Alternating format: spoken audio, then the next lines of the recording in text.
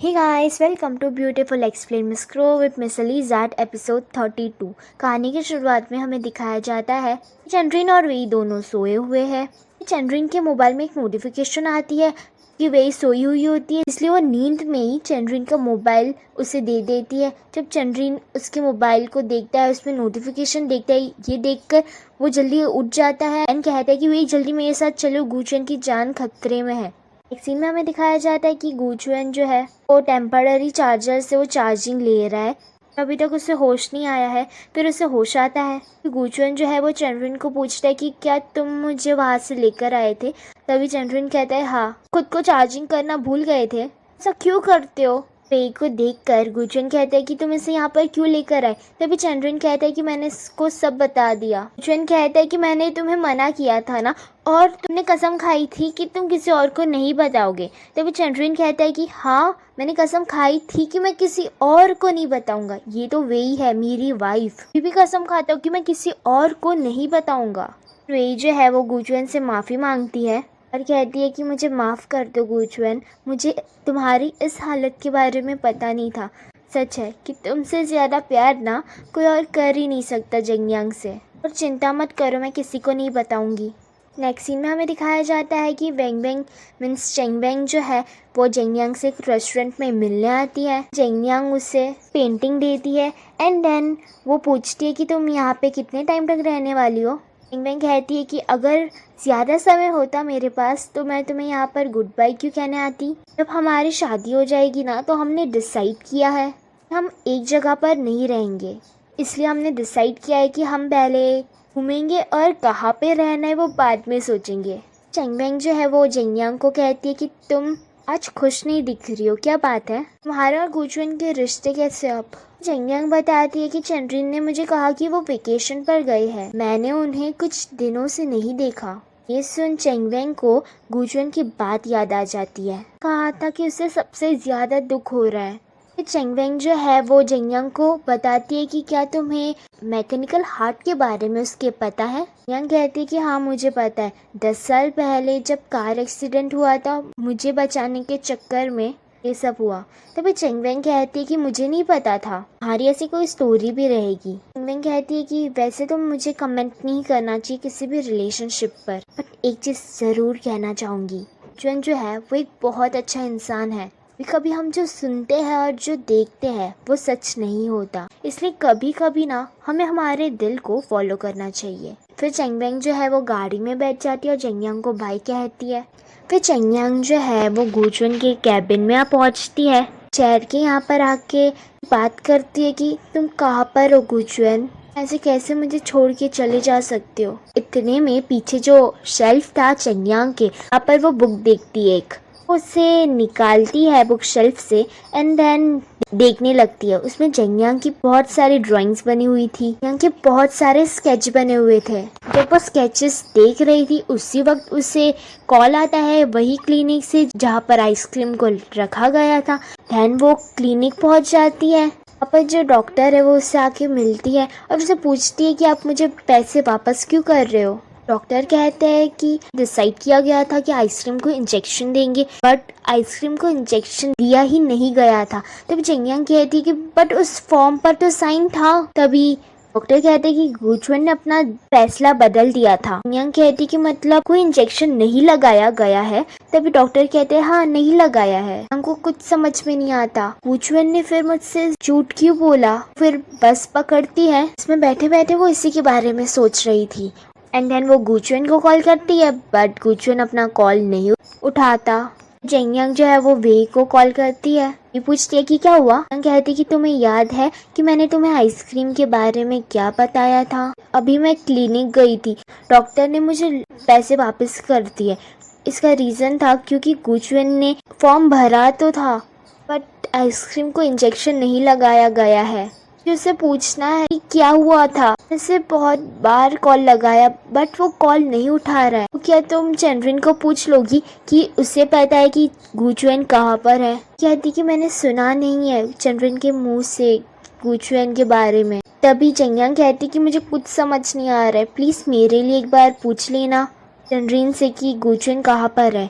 ये सुनकर वही कहती कि तुम सच्ची जानना चाहती हो कि गुचुएन कहाँ पर है।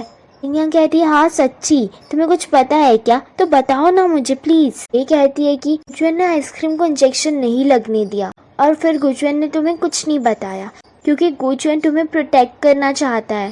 चिंगयांग कहती कि ये सब तुम्हें कैसे पता, क्या गुचुएन ने तुम्हें बताया, क्या फिर तुम ये सब ऐसे ही गेस कर रही हो।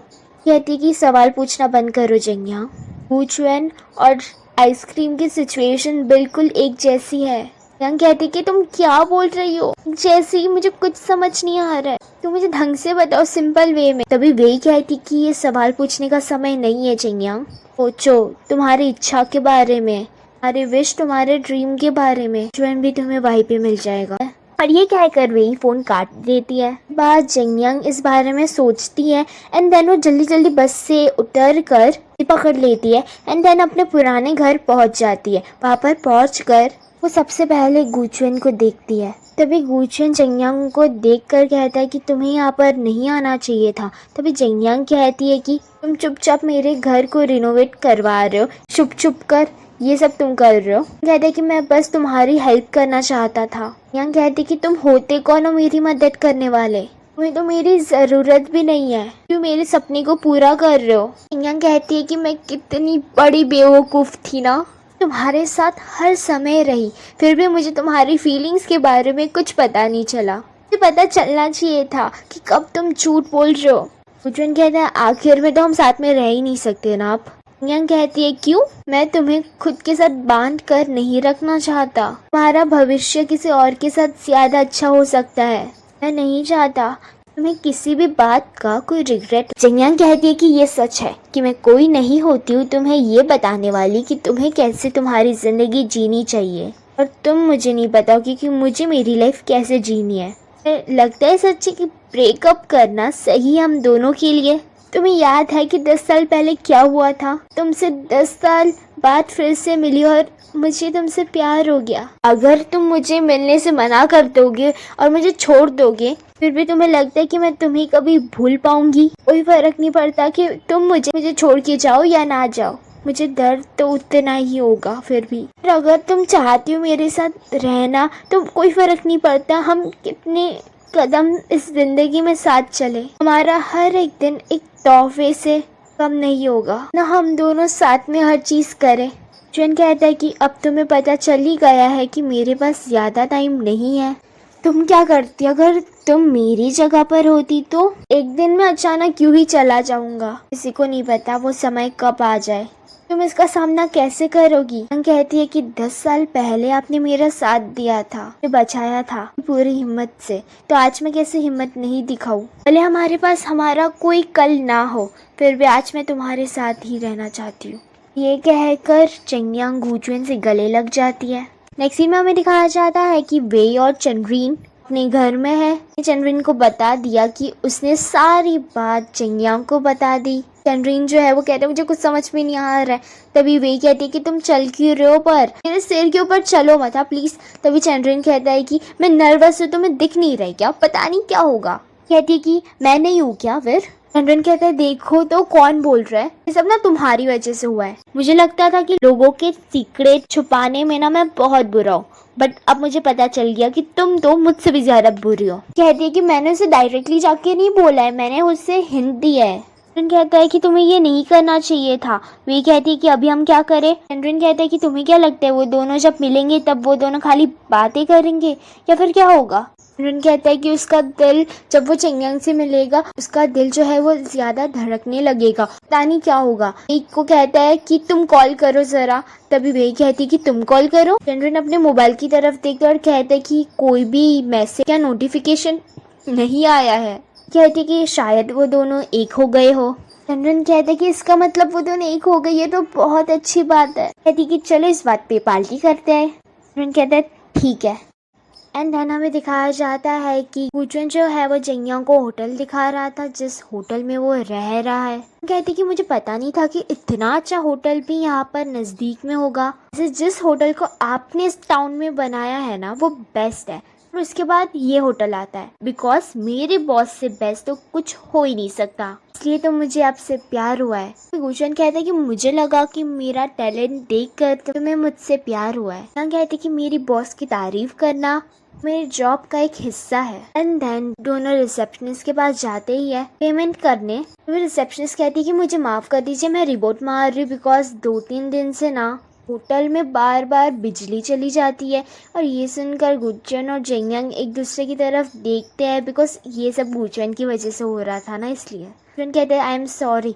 तभी रिसेप्शनिस्ट कहती है कि अब सॉरी तो मुझे बोलना चाहिए। तो ये है आपकी होटल की जेंगयांग को रिसेप्शनिस्ट पूछती है कि आप भी इनके साथ ही रहेगी ना उसी रूम में। गुचुएन कहते हैं अरे नहीं। तभी जेंगयांग कहती है कि हाँ हम साथ में ही रहेंगे, चलो तुम फ्लोर पे सो जाना और मैं बेड पे सो जाऊंगी। उसके बाद रूम के अंदर हमें दिखाया जाता है कि जेंगयांग जो है वो बेड पे सोई हुई है और गुचुएन जो है वो नीचे जमीन पर सोया हुआ है। तभी जेंगयांग कहती है कि घर पर जाने की जगह होटल में आना चूज किया। तभी गुचुएन कहता है कि तुम तुम्हारी आंटी को क्या बोलोगी। इतने में ही जेंगयांग कहती है कि मुझे लगता है तुम्हें बेड पर आके सो जाना चाहिए मेरे साथ। फिर गुचुएन जो है जेंगयांग के साथ उसी बेड पे सो जाता है। तभी जेंगयांग कहती है कि तुम कह रहे थे, क्या कह रहे थे। तभी गुचुएन फिर से रिपीट करता है कि तुम क्या कहोगी तुम्हारी आंटी को। तभी जेंगयांग कहती है कि मैं झूठ बोलूंगी कि मुझे ओवर टाइम काम करना है। गुचुएन कहता है कि वो पक्का मुझे नहीं छोड़ेगी। जेंगयांग कहती है कि ऐसा कुछ नहीं होने वाला। गुचुएन कहता है कि तुमने तुम्हारी आंटी को सब बता दिया। तभी जेंगयांग कहती है कि नहीं। जेंगयांग कहते कि तुम तुम्हारी जिंदगी पहले की तरह फिर से जीने लगोगे, वही लाइफस्टाइल।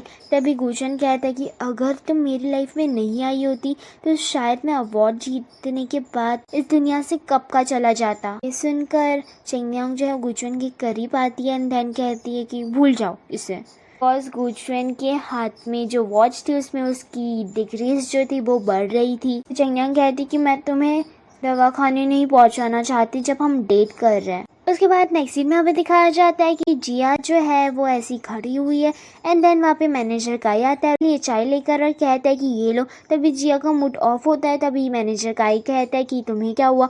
जिया कहती कि देखो ना ये ऑफिस कितना खाली खाली लग रहा है, बहुत अकेला लग रहा है। तभी काई कहता है कि अरे तुम्हें अकेला क्यों लग रहा है, मैं हूँ ना तुम्हारे साथ।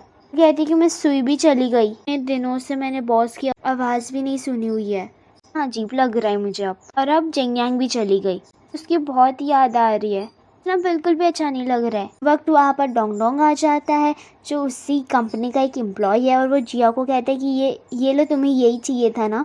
फिर जिया जो है उसके पास आकर कहती है कि अब मुझे काफ़ी अच्छा लग रहा है। डोंगडोंग कहता है तुम्हें अच्छा क्यों नहीं लग रहा था। तभी जिया कहती है कि तुम्हें ना बाहर जाना अभी कुछ समय के लिए बंद करना चाहिए बिकॉज अगर तुम नहीं होते ना तो मैं किसी से बात ही नहीं कर पाती हूँ। डोंगडोंग कहता है कि चिंता मत करो, मैं नहीं जाऊँगा बाहर। इसी वक्त वहाँ पर मैनेजर काई आ जाता है और कहता है कि डोंगडोंग तुम अपना काम करो, जल्दी जाओ। जिया देखकर हंस रही थी। ये देखकर मैनेजर काई कहता है कि तुम हंस क्यों रही हो, जब तुम मुझसे बात कर रही थी तब तो तुम्हारे नो एक्सप्रेशन वाले फेस आ गए थे और अब उससे देखकर तुम हंस रही हो।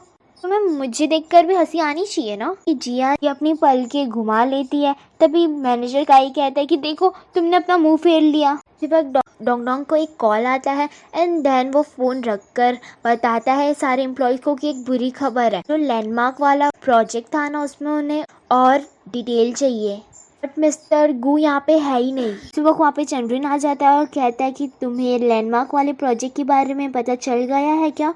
तभी डोंगडोंग कहते हैं हाँ हम बस उसी के बारे में बात कर रहे थे।